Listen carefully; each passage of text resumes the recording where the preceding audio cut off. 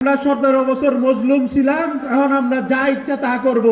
এখন আমরা চাঁদা তুলব, এখন আমরা ব্যবসা দখল করব, এখন আমরা লুটতরাজ করব, এখন আমরা বিদ্যুৎ কোম্পানির, তেলের কোম্পানি, ব্যবসায়ীদের সাথে কমিশন খাইয়া রাষ্ট্রীয় প্রতিষ্ঠানগুলোকে দুর্বল করে ফেলবো। বাংলাদেশে রাজপথে নেমে এসেছিলেন সেই সংগ্রামী জনতা, সবাইকে আমার সালাম, আসসালামু আলাইকুম ওয়া রাহমাতুল্লাহ। আপনারা জানেন আজকে বাংলাদেশের কি পরিস্থিতি।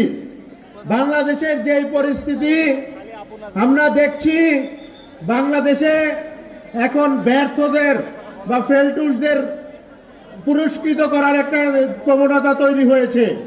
শুরু হয়েছে কোথা থেকে?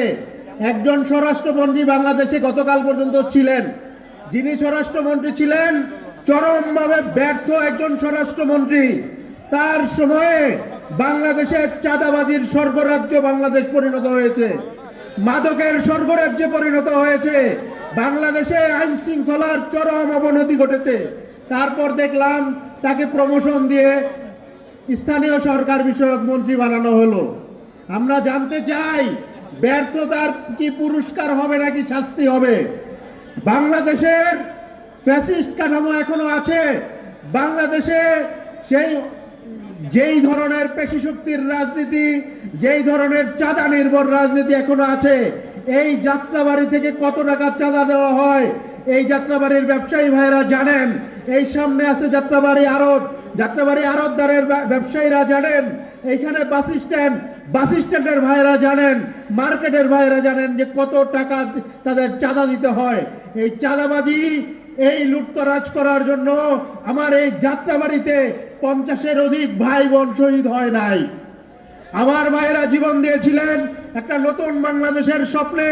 আমার ভাইয়েরা জীবন দিয়েছিলেন বাংলাদেশে আর কখনো কোনো চাঁদাবাজের উত্থান হবে না, বাংলাদেশে আবার কখনো দলীয়করণের রাজনীতি হবে না, বাংলাদেশে আবার কখনো 17 বছর মজলুম ছিলাম এই যুক্তি দিয়ে জুলুম করব, এই ধরনের বাংলাদেশে রাজনীতি হবে না।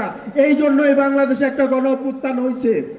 বাংলাদেশের এই গণ অভ্যুত্থানের পরে আমরা দেখলাম একটা নতুন বয়ান যে আমরা 17 বছর মজলুম ছিলাম, এই জন্য এখন আমরা যা ইচ্ছা তা করব। এখন আমরা চাঁদা তুলব, এখন আমরা ব্যবসা দখল করব, এখন আমরা লুটতরাজ করব, এখন আমরা বিদ্যুৎ কোম্পানির, তেলের কোম্পানি, ব্যবসায়ীদের সাথে কমিশন খাইয়া রাষ্ট্রীয় প্রতিষ্ঠানগুলোকে দুর্বল করে ফেলবো। বাংলাদেশে তেল থাকবে না, গ্যাস থাকবে না, বিদ্যুৎ থাকবে না, কিন্তু আমরা রাজকীয় আসনে বসে থাকবো।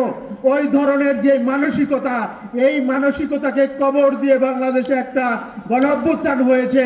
কেউ যদি মনে করে ওই কবরের ভূত আবার বাংলাদেশে জাগিয়ে তুলবে, তাহলে তিনি বোকার স্বর্গে বসবাস করছেন।